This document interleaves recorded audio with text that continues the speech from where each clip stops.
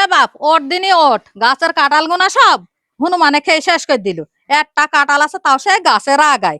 তো কাঁঠাল জলটা যদি পেড়ে এনে দাও তো দেখো চিংড়ি মাছ বেচতে এলো গ্রামে। তো চিংড়ি মাছ দিয়ে আর কাঁঠাল দিয়ে আনবো বাপ।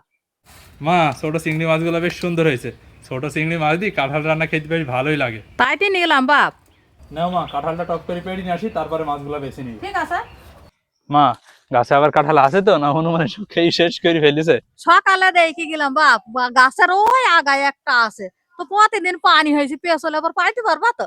চলো, কষ্ট মষ্ট করে উঠতে হবে, না হলে তো এবছরে তো আর পাবো না কাঁঠাল খাইতে। এই তো হয়তো শেষ খাওয়া যদি একটা থাকে।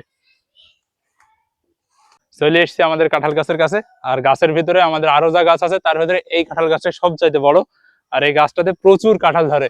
আর ওই ওপরে একটা আছে, বাদ বাকি আমরা কয়েকটাও খেয়েছি। আর সবই হনুমানে খেয়ে নিয়ে গেছে এই গাছের কাঁঠাল। বিসমিল্লাহ।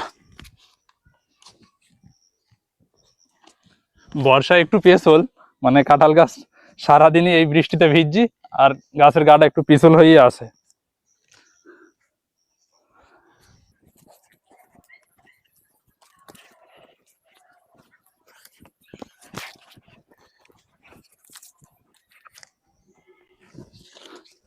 হ্যাঁ, উঠি পড়িস। তো এই যে কাঁঠালের গাছ চলে এসেছি। কাঁঠালটা খুব একটা বড় না, তারপরে শেষ কাঁঠাল পেড়ে ফেললাম। মা, কাঁঠাল নিয়ে তো আর নামতে পারবো না, কাঁঠালটা খালি ফেলে দিলাম।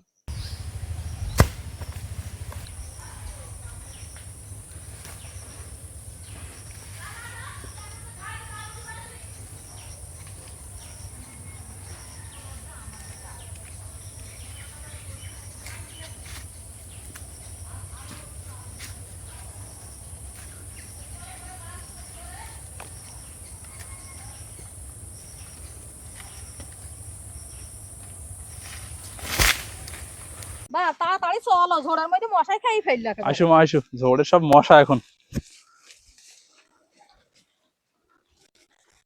বাপ কাঁঠালটা থাও, মাছ কাটার আগে বেশি নিন, এই মাছ কাটা নষ্ট হয়ে যাবে। ঠিক আছে মা।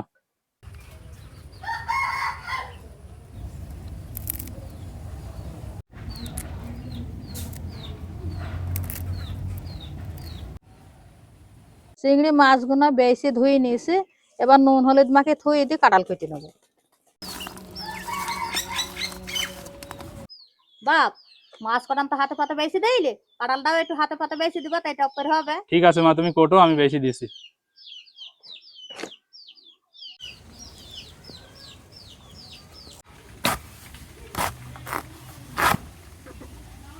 এবার মার হাতে পাতে কাঁঠালগুলো বেশি দিছি। আর কাঁঠালের ভিতরে শুধু ওই কাঁঠালের সার নেবো আর আটি নেবো, আর এগুলো হচ্ছে ফুলকু। ফুলকুগুলো ফেলে দেবো।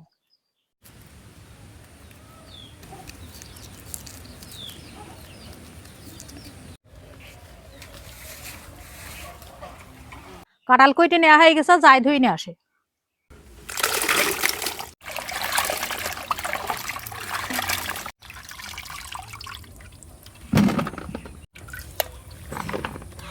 কাঁঠাল কোটা ধোয়া হয়ে গেছে, এবার চিংড়ি মাছগুলো একটু তেলে ভেজে নেবো।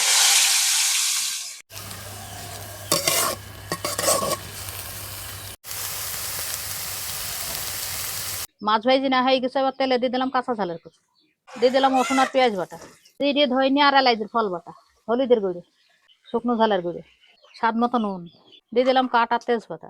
এবার মশলাটা ভালো করে কষিয়ে নেবো। মশলা কষি নেওয়া হয়ে গেছে, আবার কাঁঠাল গোনা দিয়ে দিলাম। এবার কাঁঠালটাও একটু ভালো করে আউজি নেবো।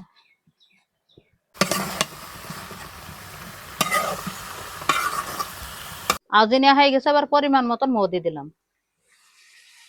এবার ঢাকনি দিয়ে চাপা দিয়ে ঢেকে দিলাম, আস্তে আস্তে জাল দিয়ে সেদ্ধ করে নেবো। কিছুক্ষণ পর পর ঢাকনিটা তুলে এভাবে নেড়ে চেড়ে দেবো, যাতে কড়াতে নেই গিনা যায়। কাঁঠালের সারগুনা সেদ্ধ হয়ে এসেছে, এবার চিংড়ি মাছগুনা দিয়ে দিলাম।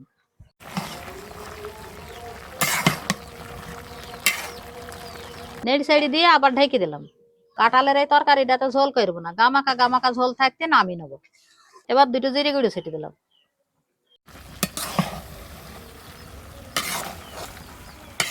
তরকারি হয়ে গেছে, এবার নামিয়ে নেবো। দেখছেন চিংড়ি মাছ দিয়ে কাঁঠালের তরকারিটা কতটা লোভনীয় হয়েছে। ছোট ছোট চিংড়ি মাছ দিয়ে মার হাতের এই কাঁঠালের তরকারিটা খেতে দারুণ লাগে। তার কারণ হচ্ছে মা এই কাঁঠালের সারগুলো একদম আঁকড়া আঁকড়া করে রাখে। আর এইভাবে আঁকড়া করে রান্না করলে মানে শুধু খেতেও বেশ দারুণ লাগে, সেই সাথে রুটির সাথেও বেশ ভালোই লাগে খেতে, আর ভাতের সাথে তো বাদই দিলাম, মানে আর বললামই না। তো এইভাবে হালকা করে একটু মাখিয়ে নিলাম, মাখিয়ে নেওয়ার পরে এই যে একটা চিংড়ি মাছও নিয়েছি, এইবার মুখে দিই। বিসমিল্লাহ। হুম, দারুণ দারুণ, আর শুধু খেতেও দারুণ লাগে।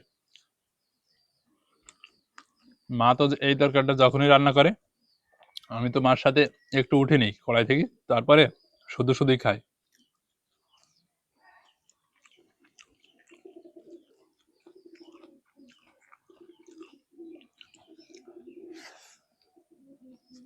আর এই হচ্ছে আমাদের গাছের শেষ কাঁঠাল, মানে এই বছর হয়তো বা শেষ খাওয়া, আর আল্লাহ তাআলা যদি বাঁচি রাখে আবার সামনের বছর খাবো।